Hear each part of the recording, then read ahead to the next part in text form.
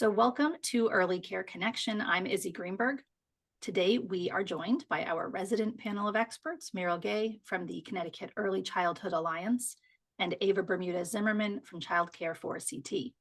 We've got a dense program this morning. We've got Luke Bronin, former mayor of Hartford, here to give us an analysis of a report. And we've got some real details about what is progressing in the Connecticut legislative session, which started earlier this month.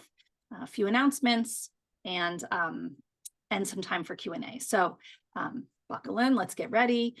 Reminder to everyone here that we are doing this in simultaneous Spanish translation. So to speak slowly for Sandra, and thank you, Sandra, for doing that for us. Not an easy task.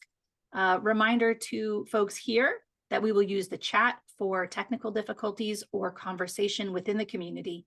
But if you have questions for our panelists, please use the Q&A. All right, we're going to get started with Luke Bronin, former mayor of Hartford, now teaching at Yale Law School. And he will be briefing us on the joint report from the Yale Tobin Center for Fiscal Policy and the Connecticut Project on Connecticut's fiscal guardrails. It is important that all of us are well-versed in this. The legislative session is upon us. There is some real movement in early care. We need everyone here to be advocating strongly this session, but to do so, we also need everyone here really, really educated about what the constraints are and what the kind of the big barriers are going to be in this legislative session and in our budget process. So Luke, welcome. Thank you so much for being here. We will start with you kind of giving an analysis, and then we'll leave time for Q&A. So folks, maybe don't ask your questions until he's finished so that it just gets too hard for me to wade through them. So let's wait a few minutes, then you can pop your questions into the Q&A. Welcome. We're so happy that you're here. Thanks so much. Great. Thanks so much, Izzy. Thanks to Ava and Meryl. And although I can't see everybody who's on, it's great to be with you. I will try to give a pretty brief overview of the fiscal guardrails and the findings of this report and leave time for questions. I'm going to try to get the balance right of going deep enough that we get to the meat of the issue, but not going too far down the rabbit holes. As Izzy said, what I wanted to talk about is a report that was put out in December as a joint project of Yale's Tobin Center for Economic Policy and the Connecticut Project. And the goal was not to advocate for any specific changes, but it was to do an analysis of what we often talk about as Connecticut's fiscal guardrails, sometimes talked about as Connecticut's fiscal rules or fiscal restrictions.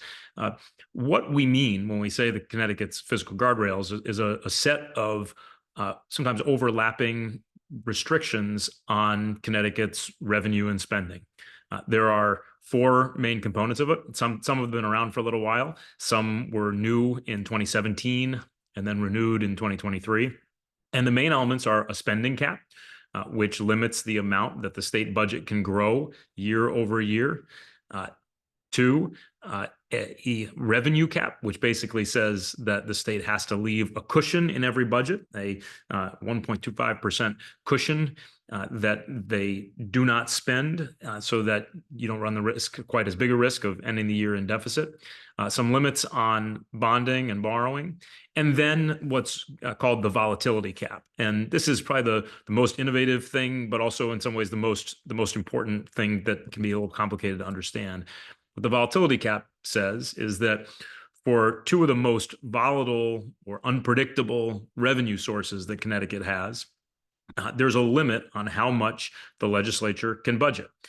The way that was designed was the legislature picked a number back in 2017 and said that the cap would rise based on certain factors every year, but it was started with a baseline. It started with a threshold that was picked kind of arbitrarily. There was not a lot of science in it, but their goal was to say, let's make sure that we don't continue to do what happened after the Great Recession in the 2010s and the teens, when we would budget a certain amount and then revenues would come in below and we would have this constant unpredictability.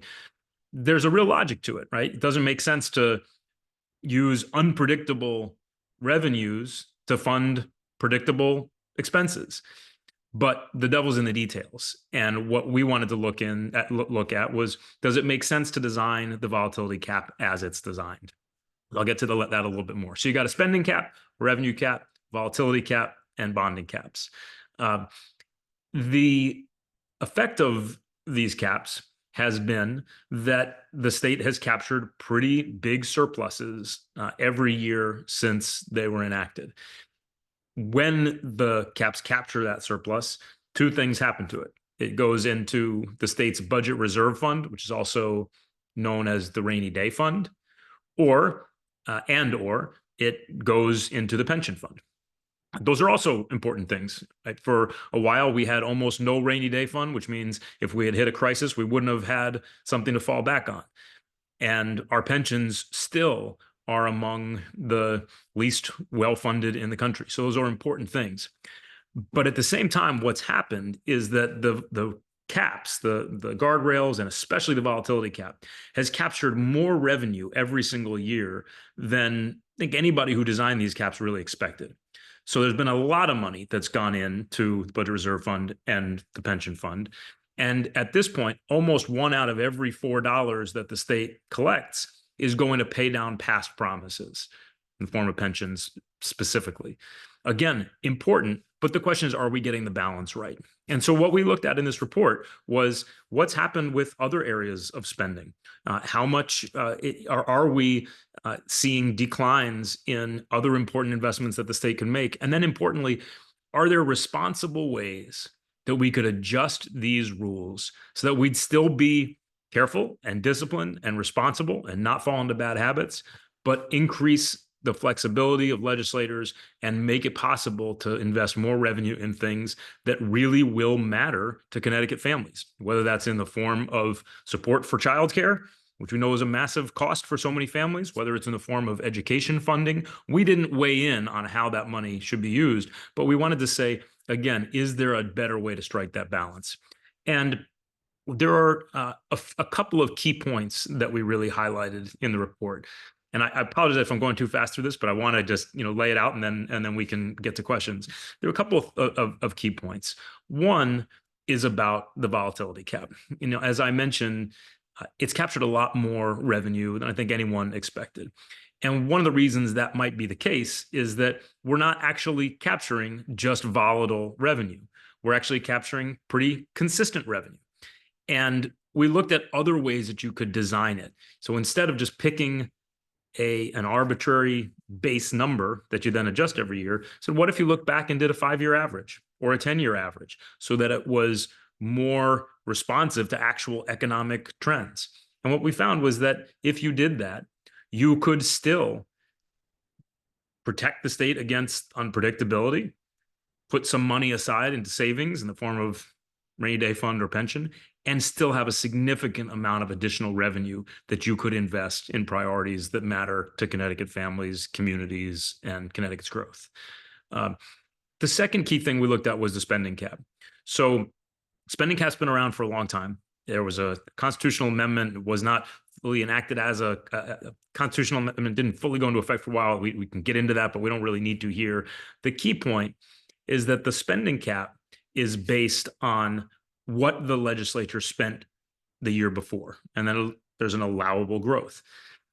What happens is in times when Connecticut's revenue dips down, like it did particularly in 2016, 17, 18, then the spending cap kind of shifts downward permanently, and it's not easy for it to adjust back up when revenues come back.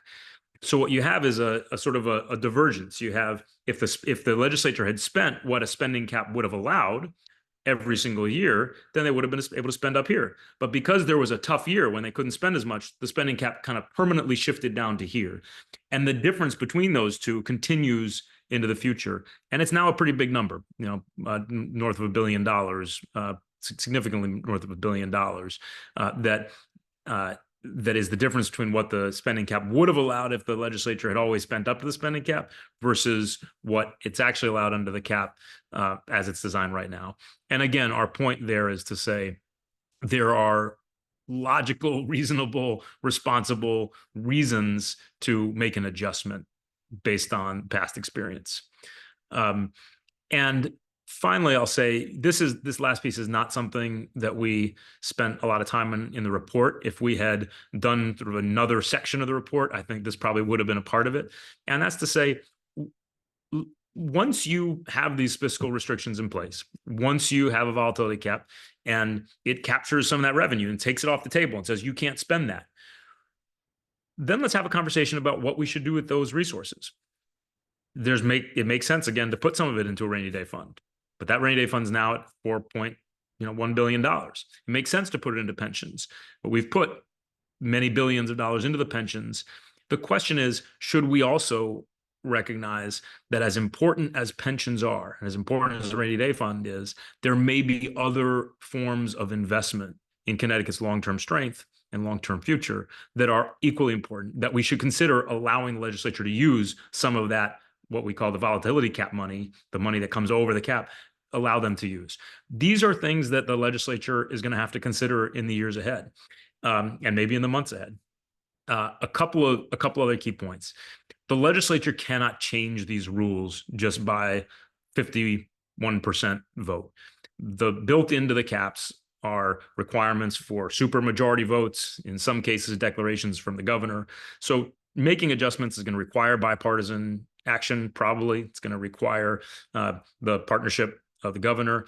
Some of these changes might not happen until 2028 when the guardrails come up to be renewed. But we wanted to contribute to the conversation and say, let's at least have an honest conversation about where we are, about what the caps have done and what they haven't done.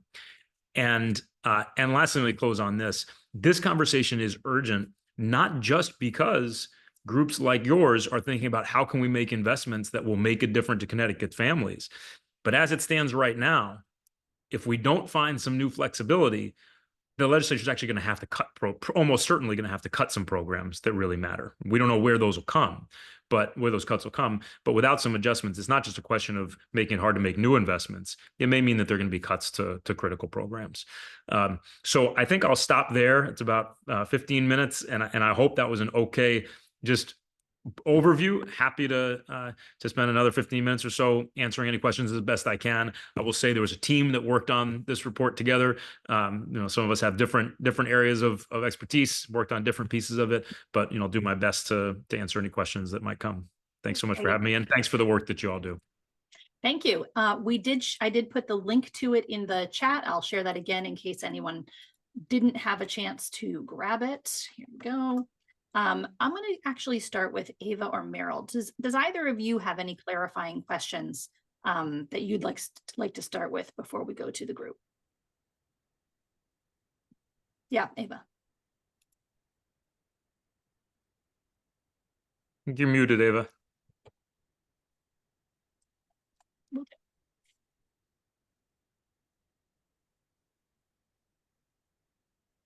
Oh, that was you. Oh, I'm sorry. I thought that was your whole question. My apologies.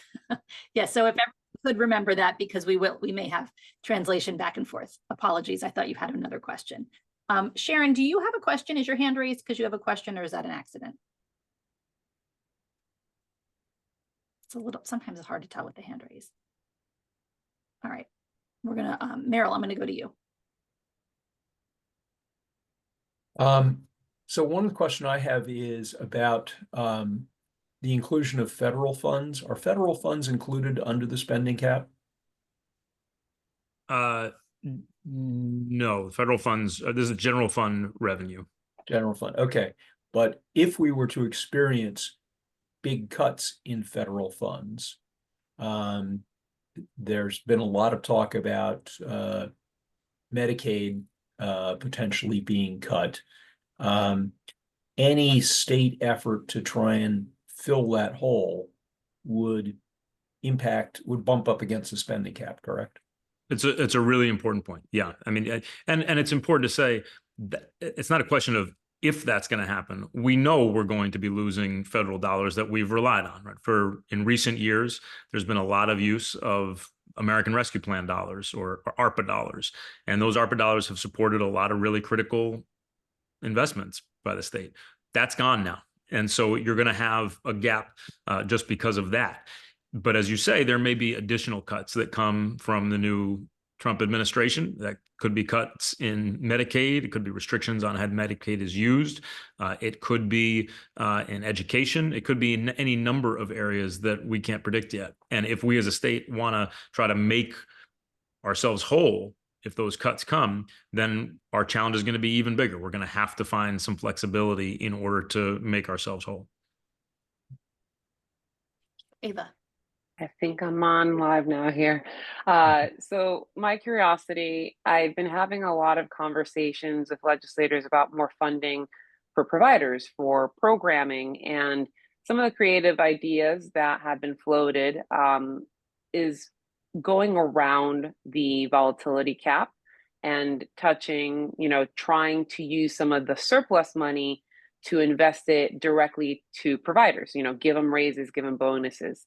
There's still not clarity that I've heard from folks that that is possible. So legally, can you go around and use surplus money, or is that still within the constraint rule that any money that is used, you're supposed to use it for pension, you're supposed to use it for rainy day?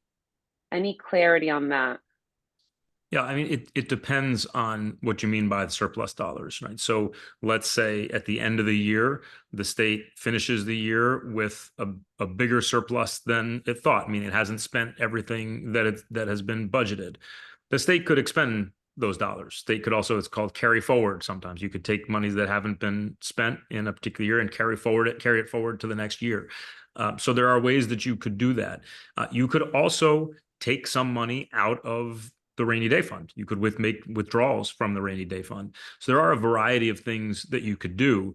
The question is whether you can set that up as a sustainable, reliable future funding source. Okay, so legally right now, if we went to legislators and said, please take a vote and give us millions and millions of dollars for providers and early care because they're in despair from the rainy day fund, they can do that before session's over. That is possible. They could use rainy day fund dollars. They could use rainy day fund. And then if we say volatility surplus money, then a one-off also possible. It's the question if it's repeating. No, you'd have to use to cap money that's been captured by the volatility cap. They'd have to make an adjustment to the rules of the. They would have to. Even for a surplus, you'd have to make an adjustment to the rules. Once revenue is captured by the volatility cap, it can go to one of two places: the rainy day fund or the pensions. Now, again, that said, if you were to withdraw funds from the rainy day fund, then money captured by the volatility cap could refill those that rainy day fund. This is so nuanced and so problematic because I've had conversations with legislators that they've said differently. Obviously, not all legislators are lawyers and not all legislators are experts on the constraints that they actually approved. But there are very different interpretations when we're having discussions about what could and couldn't be done right now. And that is a little frustrating. Okay. Meryl, before I jump to you, I want to say the Q&A is open, but we haven't gotten one question yet. And that makes me think that people might not have a good grasp on this topic to ask questions. So I'm going to launch a quick poll, just asking how folks feel about their knowledge of this topic. Because I'm curious if you all think we should maybe do something a little bit more in depth in a future call. We didn't plan for it to be too in depth because we didn't want to give you information you already had. But I'm sensing maybe from the lack of questions that we might need to do more. So the poll is open. If all of you could just click, I've got it, or I need to understand more. And then that will help us to guide what we do in future sessions. So thank you for that. I'm sorry to interrupt. Meryl, go ahead. So my question was, we have a set of constraints, the spending cap, that keeps us from spending more money than based on a percentage of what we spent last year. And then we have a bunch of revenue sources that are generating more money than we are allowed to spend under the spending cap. The requirements on what happens to that money first you fill the rainy day fund, and then does the law say it has to go to pension funds, or is that it can't go to the general fund? So there's a cap, a statutory cap on the size of the rainy day fund, which is now 18% of the budget. Yeah. The budget reserve fund of the rainy day fund is now at that cap. So anything captured by the volatility cap now has to go to pensions, not just pensions. It can go to paying down other forms of long-term obligations. So it could be going, for example, to paying down debt payments, but it has to go into funding long-term obligations. Okay. So any I think change you to raised that? this is not exactly what you question you were raising, but I think it's important to recognize that you kind of have to deal with both the volatility cap and the spending cap together. Just addressing one of them probably isn't sufficient. It depends on what the projections of revenue are from the state. There may be more revenue projected to come in aside from volatile revenue that is still more than the spending cap will allow. But to the extent you're talking about more significant investments, both the volatility cap and the spending cap come into play. Yeah. You, Ava? Just an aerial view again for folks, because we have hundreds of people on right now. And I agree with Izzy. It's a little strange that we don't have Q&A. Usually this is a very vocal, very active group with like 30, 40 Q&A when we have a presentation. So folks watching and listening, either now or later, when we have conversations and other presentations during this legislative session about raises, right? Where your money is, where and when is it coming, and how we can get more public support. If there's at any point hesitation or the elected officials say, no, we're not going to give you a dime, one of the main excuses that they've been using in the previous sessions is these fiscal constraints, these guardrails. They say there's no money to be had, but simultaneously, you hear on the news, there's a $4 billion surplus. Connecticut is rolling in the cash. We're basically the duck going into the pin of the pot of money and coins from Duckwind Duck, if anyone knows the cartoon reference. But we don't have access to that pit of money, right? That is locked in a lockbox. The key is gone, and we don't even know where it is. So why are we not rolling in the cash? Why are we not helping services? And this is not just childcare providers, but this is also K-12. This is organizations like the Diaper Bank, Birth to 3. We can go into organizations special needs. All of these different nonprofits and social services really need support right now. We have so much money in the state of Connecticut in the coffers, but we can't even use it. And we can't use it because of these constraints.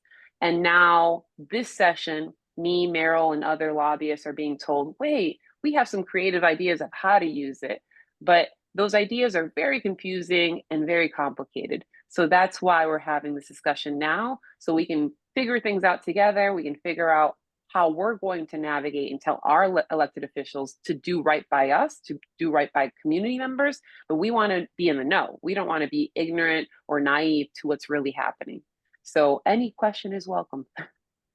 Yeah, and it's part of it is that, right, to kind of back up what Ava's saying, as advocates, we have to figure out what mechanism we know that this is a historically underfunded sector. The childcare industry is always fighting for scraps, and we have to figure out the mechanism by which we ask for improvements to this system. So understanding how this works is really, really vital to the strategy work that we are all doing as we think about how to talk to our lawmakers. So I don't know, Luke. I mean, you have been an elected official yourself. What's the strategy from your side? Like, what do you see when you're talking to groups like ours who are obviously advocating for, I would say, a single issue, but we know that childcare really touches every single issue, the economy, the workforce, housing, you name it. This industry overlaps.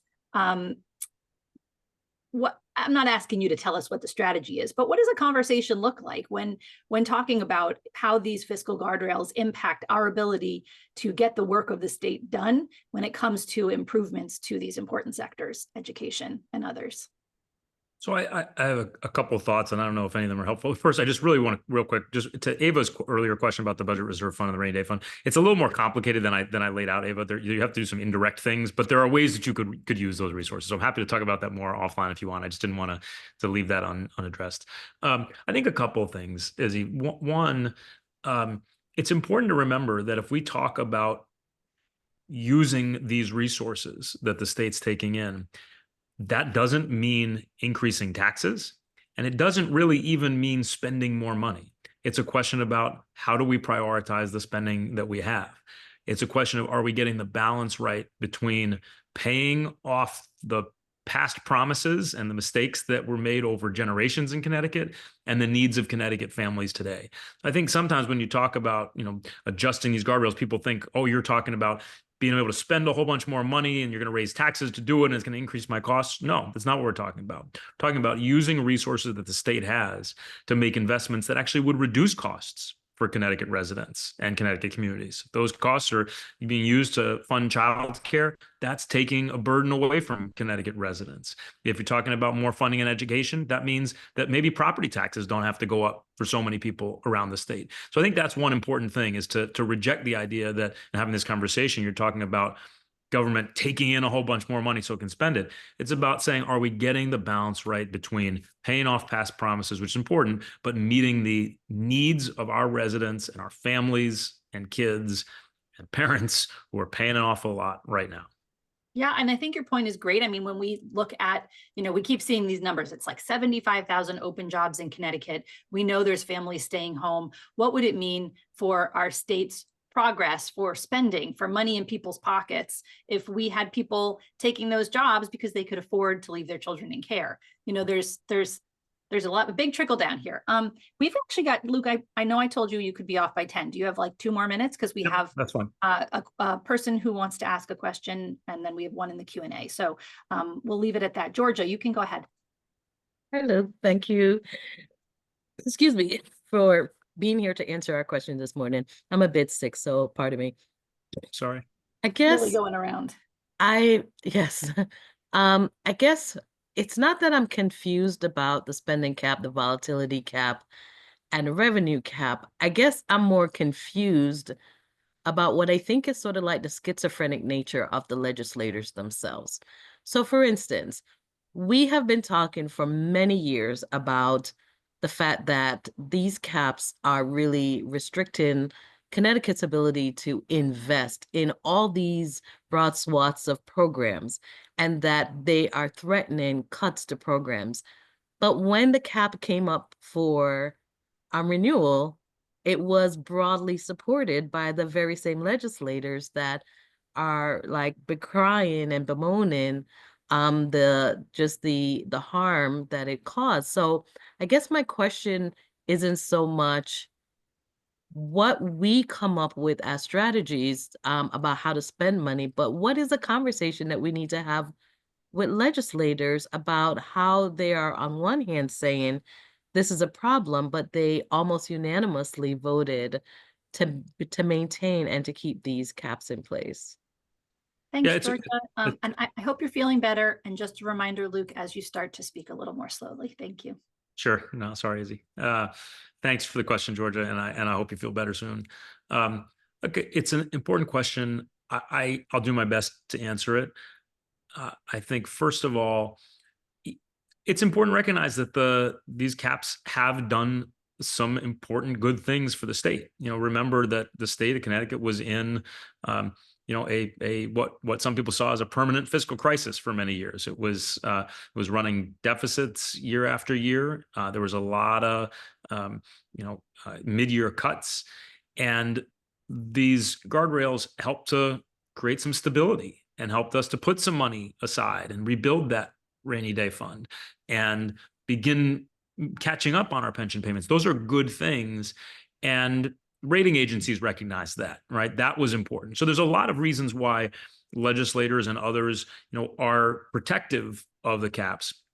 I think one of the things that happened the last time they were renewed, though, is that there wasn't really a conversation. It was sort of an all or nothing conversation. It was like keep them or lose them.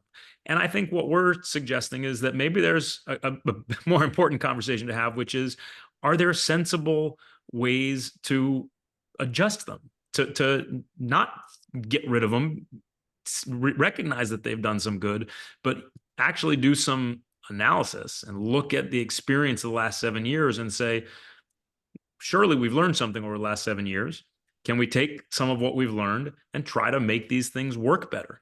And by working better, what we could mean is strike that balance between continuing to preserve stability, continue to allow us to put some money aside, but also give us some of that additional flexibility. So I think that's the conversation we have to have now. It's not about, keep the guardrails or get rid of the guardrails. It's not about being disciplined versus spending more. It's about looking at our experience with these things over 7 years and saying, are there some reasonable, responsible, sensible ways to make some adjustments? And I think there's a pretty good case to be made that there are. Is this cap going to be rediscussed in 2028? Is that what you said? Someone's asking clarity on that. Correct. Yep. Okay, and then The legislature has an opportunity to revise to renew the guardrails statutes in 2028. okay. There's 2 questions in the Q&A. That's it, folks. I'm going to cut it off because I promised Luke that he would be out of here for other things he has to work on today. So 2 quick questions. One is that we've heard the governor talk about his priorities for this session. They include K-2, higher education, childcare. Do you have a sense of where he thinks that money will come from if we have these constraints? I don't know yet. I don't know yet. Okay. There was this recent reporting that the state found about, I forget the precise number, but about $350 million in cash that came from interest on federal grant money. I imagine they're going to use some of that, but I don't know where they expect to find additional investments, particularly for something more than one-time investments. There's one-time investments where you have a pot of money that you can use just that once, and then there's a question of making sustainable new commitments, and I don't know yet where that'll come from without making some adjustments. All right, Meryl, you'll have the last word then. My question is about that found money, that interest on the ARPA. Is that covered under the spending cap? I think there would be ways to use that would not be. I think you could probably answer that question either way. I'd have to think more about that. Okay.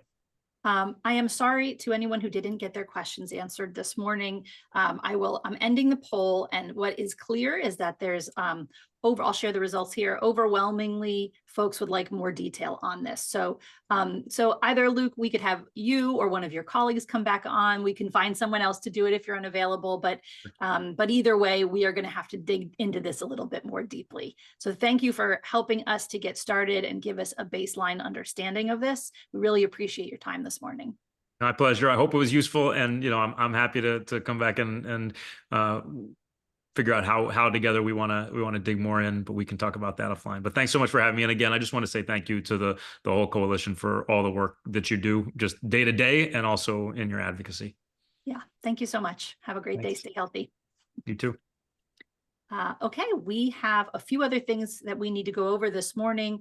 Meryl, I'm going to start with you. Why don't you just give a quick announcement about the storytelling session that you guys are going to be hosting soon, so we can make sure that people have time to have that. Yep.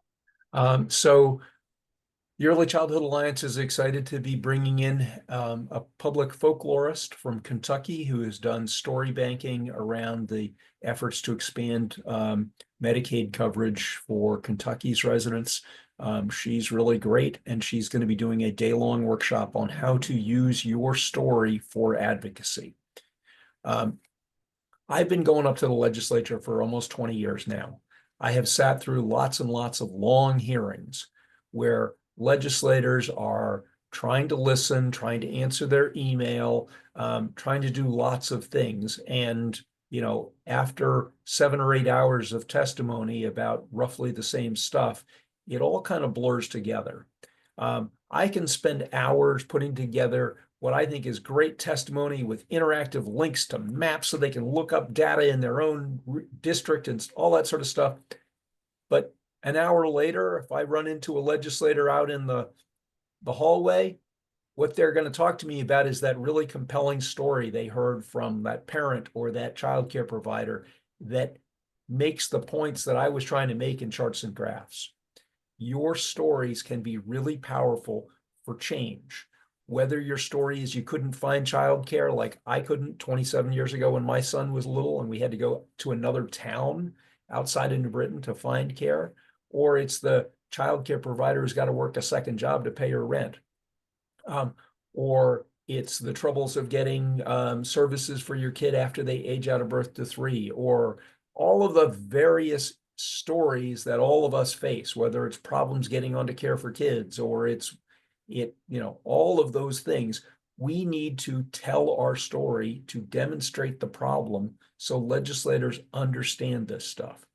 We all look at legislators as being experts, but quite honestly, they're not.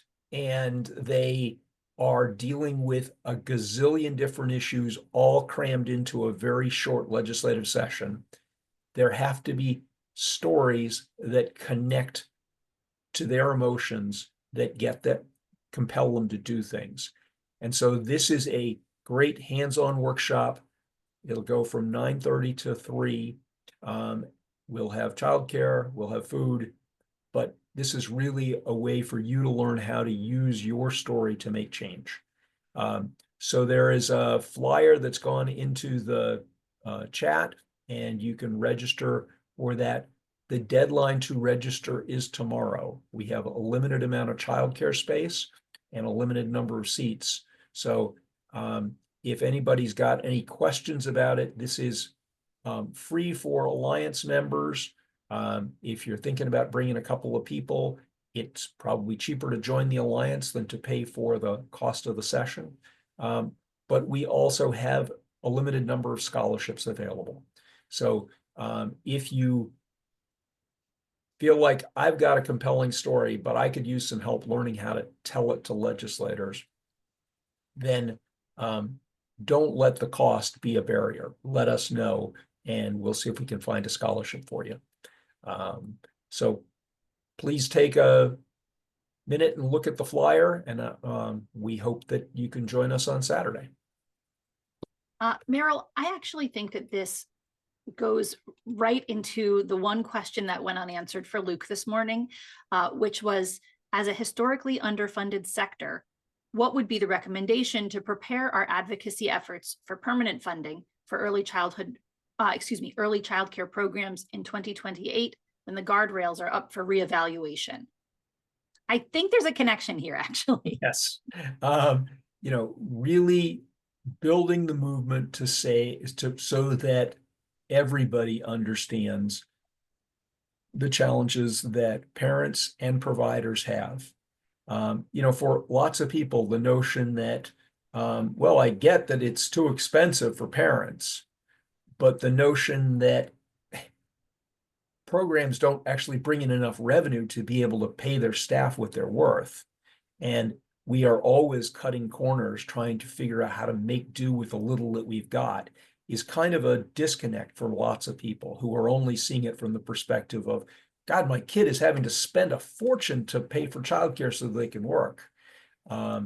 It doesn't match. So we've really got to work on explaining it to people so that we can get them to understand that when you've got this kind of market failure where people need the service but can't afford it,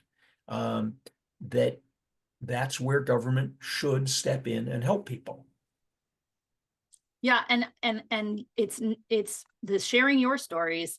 It's also making sure that every person out there, every voter in Connecticut understands that problem. So it's not just lawmakers. It's right. Also voters who put pressure on lawmakers. And Vanessa shares something important in the chat, which is that the spotlight is on early childhood this legislative session.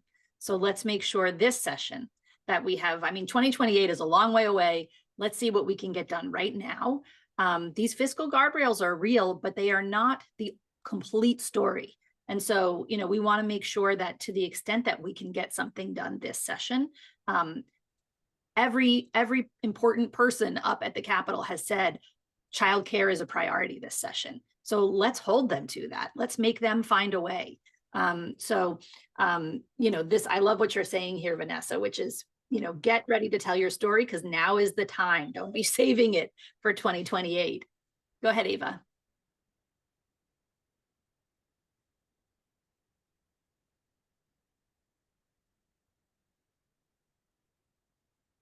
A great question, because right now we have a new administration, a new president, and her question was, how is federal funding going to impact and change the legislative conversation in Connecticut? I was on a call recently with one of the OEC team members, and I asked her, I asked Julie, I said, hey, any news on the federal administration and changes that are coming down? And the simple answer right now is we don't know. The administration just changed, and OEC and the state of Connecticut might not know what the federal changes and impact on Connecticut might be for another 7-8 months. But in the meantime, what we do know is the fiscal constraints are real here in Connecticut. We do know the money that's in, like Luke mentioned, there's $350 million that's in the bank, but none of those, right? The 350 that's there, that's not permanent money. That's one-time money that might be used for childcare. We all on this call, on these Monday calls, are looking for long-term changes. We want results. We want real action, and especially childcare for CT. We know that means a defined revenue source. One-time money's great, more bonuses for providers, great. We're not going to say, none of us are going to say no to that. We're advocating for that. But it's not about the Band-Aids. It's about how we can change a system holistically, how we can transform that system. So, Maria, I hear your question. Unfortunately, the answer right now is no, there's no new money. And no, there hasn't been any changes as of now. We will definitely on Early Care Connection let providers know when the federal changes are changed, or if there's more money or anything happens on the federal level. We are here to make that announcement and get the appropriate people on this call to talk about that. But in the meantime, we are in our current Connecticut legislative session. We are in a fight for funding, permanent funding. And to echo Meryl, my God, I hope we don't sound like a broken record. We can't do it alone. We definitely need you guys, carrying that message. I have also shared, Vanessa's right. This is also, if you have social media, sign up for Childcare for CT, sign up for, or whatever platform you're using, the Early Childhood Alliance. I put both of those in the chat. Every single post that they put, share it with friends, tag your lawmakers. Those take you a second to do, but start to get the conversation out there. And if you can, sign up for their email list so that you know when there's action alerts. Many of the actions can be done from home. And we'll, of course, throughout this session, be telling you, okay, there's a public hearing. Who's got a story ready? Let's sign up to testify. And much of it can be done by Zoom now, which is wonderful. But we need some stories to put on social media. We need some stories to tell lawmakers. We need people to be having meetings right in the district. Invite them to your center, whatever it is. As the session goes on and some of these bills coalesce, we'll have a lot more to tell you on the action front. To that end, Meryl and Ava, I want to turn it over to you to just give a brief legislative session update, and we will wrap up by 10:30. Okay. So I'll kick it off, because one of the questions directed to Luke was the governor. What does the governor's plan? Because he said, and we've all heard him, he's going to support early education. He's going to do something this year. And what is that plan? How is that plan possible, considering the fiscal guardrails, the fiscal constraints? One of the examples we've heard, Merrill, myself, and other lobbyists, that the governor might be dipping into fixing this idea could be some of the surplus money. But right now we're still in rumors, right? We have not heard directly from the governor just yet how he's going to find that money. But it's coming up really, really soon, Meryl, right? Isn't there a conversation that's going to happen that the governor's going to tell us what's on his mind? Pass it over to Meryl. Okay. A week from Wednesday, on February 5th, the governor does his annual budget statement. It'll be televised at noon. You can also watch it online on the CTN network. If you just go to the legislature's webpage, there's a link to it. We'll push the link out to people. There are rumors that the governor is going to have some big announcement on early childhood. What exactly that's going to be, we shall see. There are also a number of bills that have been introduced by House leadership and Senate leadership to expand early care services. The House bill is really about capitalizing the early childhood fund that would become an ongoing source of funding for early childhood. And that bill will probably become sort of the aircraft carrier that all of the House priorities on early childhood get stuck into. That's House Bill 5003. There's also a Senate Bill 6 that has the sort of vague title of Services for Children Birth to 5 and Dislocated Youth. What exactly is going to end up in that bill is a bit of a mystery. Then there are a number of other just sort of standalone bills. There's a bill around providing protections to family child care in condos and homeowner associations. There's a bill around creating a pilot to allow family child care to expand to large family child care. In other words, be able to hire an assistant and serve 12 kids without having to go through the whole rigmarole of becoming a group child care, which is the licensing that centers use. There is a bill around providing health coverage for childcare workers. I'm just sort of looking through, there are a bunch of other bills that have been thrown up, some good, some bad. There's a bill that Republican leadership has proposed to eliminate baby bonds and use the money to fund the early childhood fund. I'm not sure what else am I forgetting. I'm sure there's some. There's a few comments here, so and questions. There was one in the Q&A about the executive order from the federal level to end equal opportunity diversity program. I think you're speaking about the equal opportunity one. I was reading about that. My understanding is that that just allows businesses getting federal money to discriminate. And I don't think that that will have a huge impact on providers, except if you're getting federal money and you want to discriminate in your hiring, I guess. That's I suppose how it would affect you. I don't encourage that. But I don't think it would have a very big impact on providers otherwise.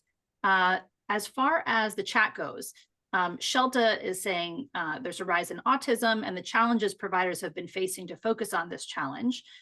I know that there has been actually a major push on special ed as well. I don't know if either of you feels comfortable speaking to that. So I put in the comment that there has been a lot of attention this session for special needs, special ed. But from conversations with legislators so far, and I know we're only 3 weeks into session, it seems that the focus is K-12. So in the adding stories and sharing your perspective as an educator and owner operator, you have to highlight, we all have to highlight that special needs does not start when a kid is 7. The kid doesn't wake up one day and decide that they're going to be autistic tomorrow. That's not how it works. A lot of providers, a lot of you on this call, you are looking at you are the front, you are the start, you are the first line of of authority and knowledge of knowing if a kid is in a place that they need more help, and you're not getting the tools and the funding in your hands to make sure that you're helping those families and helping those children. Barb has an interesting point here that I'd like to read. She says, I wish you advocates, well, I'm going to say us all advocates, but would not lump all childcare in Connecticut together. There's plenty of childcare that has the revenue to pay teachers well and has a population that can afford their care. In my opinion, those should be separated so that the ones who need the money get the money. Part day is not the same as full day. Do any states treat them differently? So two different points. I don't know if anyone would like to, Meryl, maybe I'll turn to you next. If you want to take that on, because I think that's an important thing to address. And also there's a lot more nuance in it than just can this area afford it or not. So yes, there clearly are parts of the state where there's enough household income that parents can afford to pay childcare providers enough money to be able to compensate their staff better than other providers. I don't know that there are too many places where early educators with the same degrees as their public school counterparts are earning as much as their public school counterparts or have the same kind of benefits. There may be a few. I don't think that there's any proposal that's going to require everybody, if you're one of those providers who's got a affluent enough client base that they can pay you what you need to be able to pay your staff well. I don't think there's any proposal that's going to take you out of that. I mean, we have private schools that operate next to public schools. So there's nothing that's going to compel you to go into a system you don't want to be part of. The question is, for the other 75–80% of the population who can't afford to pay the cost of quality care and with well-compensated staff, what are we doing to support them? We have a very small Care for Kids system that serves about 1 out of 5 of the families who are eligible, and that's with eligibility being at 60% of state median income. So there's a lot of room to grow a system that helps families afford care and pays providers better. And I think that's really what we're going to be focusing on here. Yeah, and I just want to also add that the recommended number for families to have a healthy budget, to be able to pay for all their things, to be able to, save for retirement, whatever it is, to keep if you're paying for one child in childcare, and let's say it's $25,000, which is not an unreasonable number for parts of the state, certainly that have more money. 7% of your income, 25,000 is 7% of your income once you're at about $360,000 a year for the family. That's for one child. So you have to be making an awful lot to have childcare be at the federally recommended level. So we can certainly argue about whether that number is right or not. But if we're keeping that as the baseline, if we accept that 7% is where a family can thrive, then its housing is at 30% and food is at 10%. There's budgets that are created by experts to say, here's what fiscal health looks like for a family, just like there is for a state, as we learned earlier. And so if we want to keep it there, there's really not very many families in the state that are earning more than $350,000. There are some. Connecticut has some pockets of extreme wealth, and that is, paying for childcare is chump change for some families.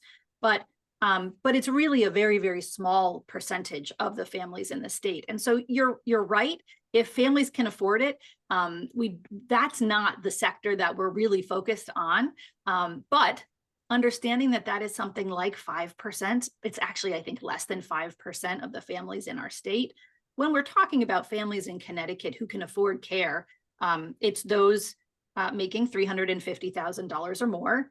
And so, I think it is a fair generalization, although your point is taken. So I think we'll keep that in mind, but I also just want to clarify kind of where we feel emboldened to use those generalizations. I don't know if Ava or Meryl, you have anything else to add to that, but we do have more in the chat that I'd like to go through. So there was a question about half day versus full day. Yeah. So Wisconsin's been offering half day pre-K for 4-year-olds for 20 years or so. I don't know if it's changed and they've moved to full day yet or not, but you have those sorts of things. Now, I don't think many of us think that a half day pre-K does a lot for working families. I mean, besides sort of create a need to do something in the middle of the day to get our kid to or from someplace else. It does, provide a little bit of sort of getting used to being in a classroom for young children. And, I'm old enough to have gone to half-day kindergarten long time ago. But things have changed, and we understand that children learn earlier, and that things like early intervention services can make a huge difference. And that's, we need to have a more inclusive system that really does work for families. When I was little, again, a long time ago, my mother was at home and a half-day system worked. But right now with the economy, you need to have 2 wage earners for many families to be able to just survive in this state. And having a system of care that supports that is really important. There's a comment from Roberta. Connecticut will need dollars to train staff in a more effective and efficient manner. How would that fit into any of the bills that could be coming up this session? Well, it's always the sort of chicken and the egg. Do you raise wages to attract people to the field and get people into training programs? Or do you keep trying to train people for low wage jobs that have high turnover? I think you have to have a sort of combination of both. There needs to be a ramp up of training programs, but there also needs to be actual rewards for going into this field that don't include having to work a second job to pay your rent. Okay, we've got a couple questions here. One from Rhonda. Do we know the towns and cities that have 50% or above that are receiving, as an example, free meals in schools? This would be the community eligibility provision. If we know how many of the children, let's say in a community, are receiving Husky or are receiving some kind of state aid, then we can say which communities, we can understand more about the income levels of different communities. Wouldn't that give the legislature a better understanding of where the need is? I think legislators have a pretty clear sense of where the need is. This data is very available to them.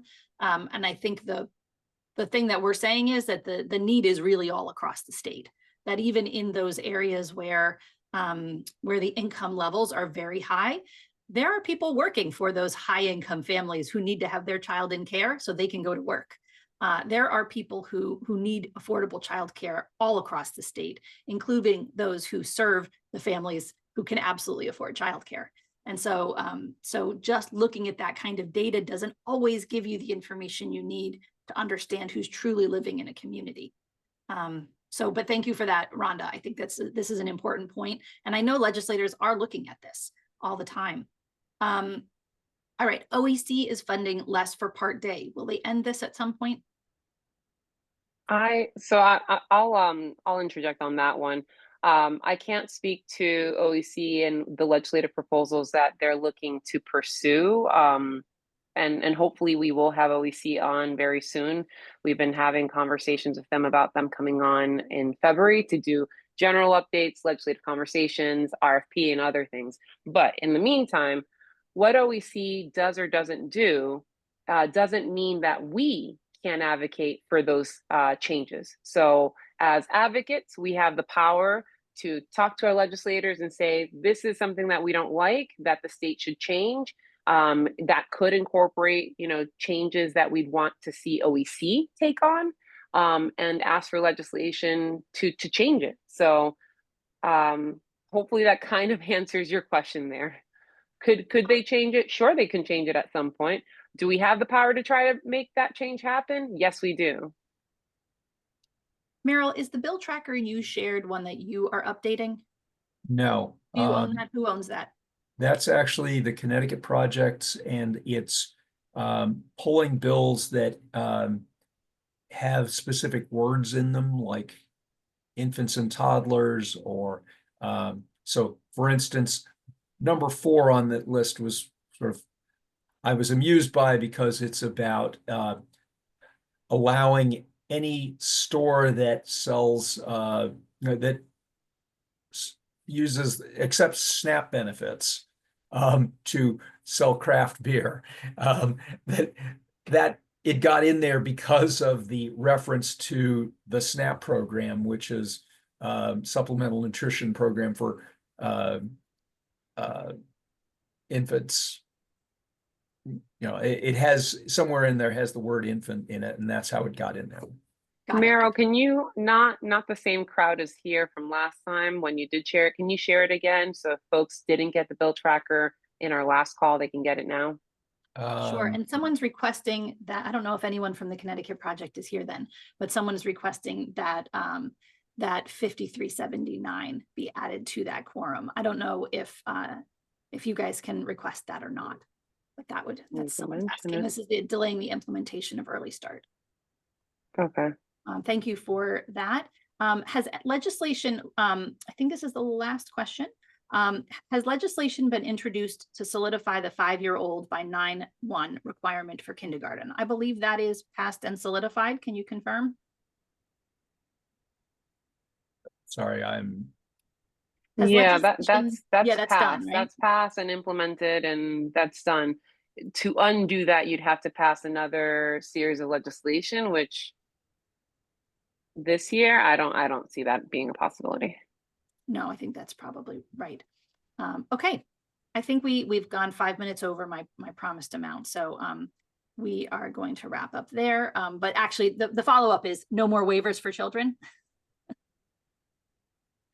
The follow-up is that we don't, not that I know of, not that we've heard. And you know what we'll do? Meryl and I go to the Early Childhood Caucus or these calls, and some of you who are on this call right now also go to these weekly calls with legislators asking about bills and where we're going. So I'll make sure I make an ask and clarify that and report back. So just a note about the Early Childhood Caucus. Due to a scheduling change with the committee that's going to hear all these bills, Mary Wheelander has asked to move the meetings from Tuesday to Thursday. So rather than it being next Tuesday, it's going to be this Thursday morning. And so not tomorrow. Not tomorrow, and not next Thursday, but next Tuesday, but this coming Thursday. And there will be an announcement coming out about that to everybody who's on that list. We did also get a comment that the special ed ratios are why there's a need for part day as well, that has an impact there. I don't know. I don't fully understand that, but. Meryl, back to the caucus, 9:30 or 9 a.m. start? 9:30. Thursdays, 9:30. Okay. Yeah. Thursdays, 9:30. Okay. So then I did also want to mention that the Early Childhood Alliance is going to be hosting a couple of presentations with an attorney to talk about the challenges with ICE enforcement raids changing, or just what you need to know as a child care provider to prepare for potential immigration enforcement in your area, at your center, whatever. As many of you have heard, the old rules about sensitive areas and not doing ICE raids at public school or at schools, at childcare, in churches, in courts, hospitals, all of those rules have now been removed. So ICE is allowed to do raids at any of those places. Now, whether they will choose to do so or not, we don't know. But certainly has lots of people in immigrant communities very concerned. And, you know, you need to have a contingency plan if a parent doesn't show up because they've been picked up in a raid. And, okay, what happens next? Who else is, you know, can pick that child up? Does that child have to get, you know, sent to DCF? Well, what do? You need to have thought that through. And this attorney will help to explain that. We're going to do an evening call, particularly aimed at family child care providers. And we'll do a morning session. We're still working on nailing down the dates on that, and we'll get the word out as soon as Mayor, on that, is this the Alliance hosting, and is it open to anyone? Because that's really important. Yeah. Okay. And that, you know, that also may be a topic that at some point we bring here, but I think we want to be encouraging folks to, we'll share the links when those things come up. So, you know, stay tuned on that. Ava did just put the weekly early childhood caucus in the chat. So that is where lawmakers and advocates who are really kind of in the thick of the legislative session are meeting every week. Are these meetings open to anyone? And do you encourage folks to go? Or is this something where, like, if you're curious, go, but here's sort of what happens? Maybe help people have a sense of that. They're not translated. They're not interpreted. So that's they're not one thing. interpreted. They are, and they're every other week, not every week. It started many years ago as just essentially a gathering of advocates and a few legislators at the Capitol. It's grown. It is announced in the bulletin every week. So legislators know that it's there, as do lobbyists, and they can all show up in the room, but we've since added a remote link so that people can participate online.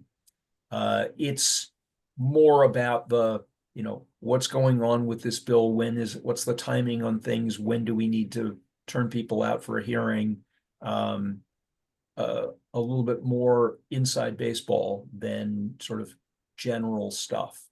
But if you've got a specific question about a bill or a couple of bills, and particularly, you know, like, okay, when is the Housing Committee going to hold this hearing on this bill that would protect family child care providers who want to operate in a condo? Those kinds of things that are maybe not general interest, but important for somebody who wants to testify on something. Right.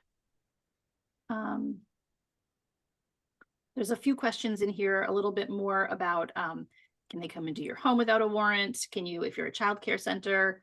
So there's a lot here that we don't know yet. And so I think once Meryl has that set up, we will share the link to that so folks can join. We know, you know, generally any kind of law enforcement can't just barge into your private property.